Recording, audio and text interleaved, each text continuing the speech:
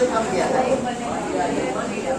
चलिए देखिए, ध्यान देना है यार, ख्याल देके तुम्हारा यूट्यूब पर कभी रेलवे वाला जितना क्वेश्चन है तो सारा को बनाकर नाव वाले को बनाकर डालेंगे इस पर, फिर उसको देखना, जहाँ पर दिक्कत होगा वहाँ पर ठीक है, ये भी समझ में आएगा। और वर्ड प्रॉब्लम हम कोशिश करेंगे कि रिकॉर्ड कर लेने के लिए, या जैसे ट्रिग्नोमेट्री शुरू करेंगे।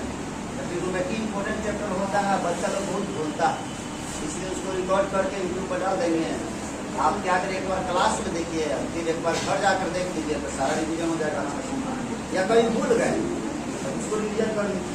जैसे देखना ध्यान से यहाँ पर, जैसे एक्सरसाइज 4.1 का क्वेश्चन नंबर 2 का थर्ड क्वेश्चन नंबर 2 का थर्ड।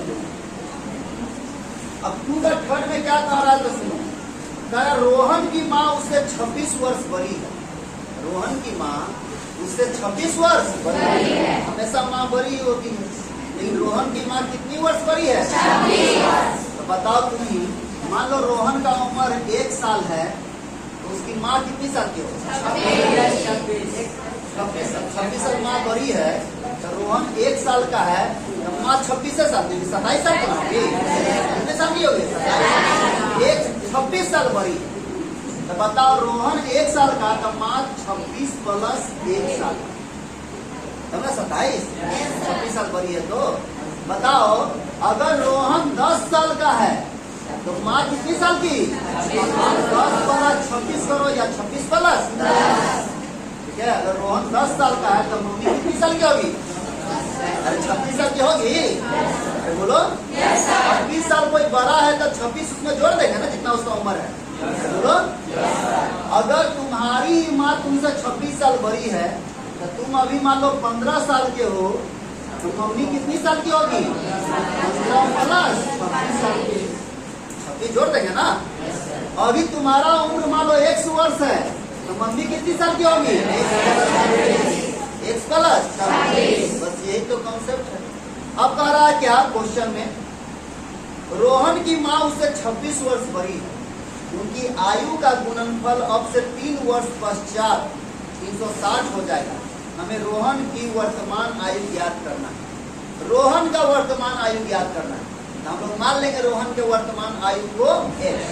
तो देखिए ध्यान से यहाँ पर लिखे कि माना कि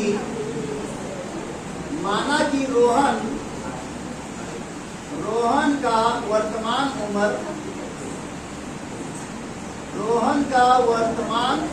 उम्र, आयु भी आप लिख सकते हैं, आयु बराबर 1 वर्ष। बोलो, रोहन का वर्तमान उम्र कितना मान लिए? 1 वर्ष। नहीं बताओ, इसलिए रोहन की माँ की वर्तमान आयु, बोलो कितना होगा जी? 1 वर्ष। 1 प्लस 26 साल बड़ी ना है। अब प्रश्न से क्या कह रहा है? अब प्रश्न देखेंगे, प्रश्न कह क्या रहा है? तो देखो प्रश्न क्या कह रहा है।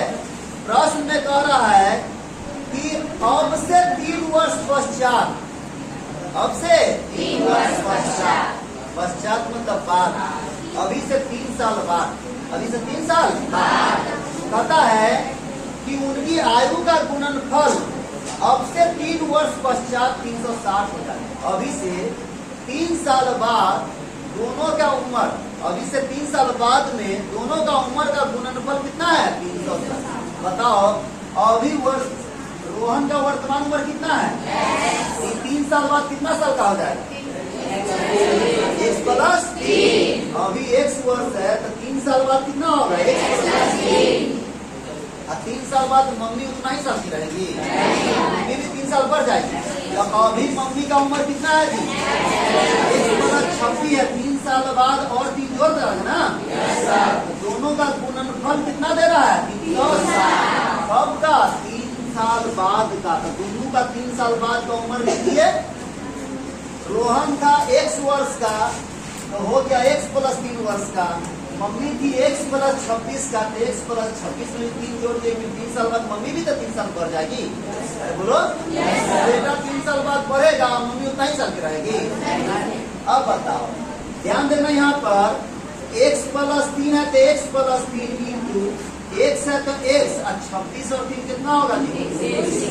Equal to 300। अब इसको गुना कर, x को x से गुना करेंगे प्लस x को 29 से करेंगे प्लस 3 को 1 से करो, अब प्लस 3 को 29 से करो, 9 या 27 के साथ 2 6 दे 360 प्लस में इधर आया तो बराबर।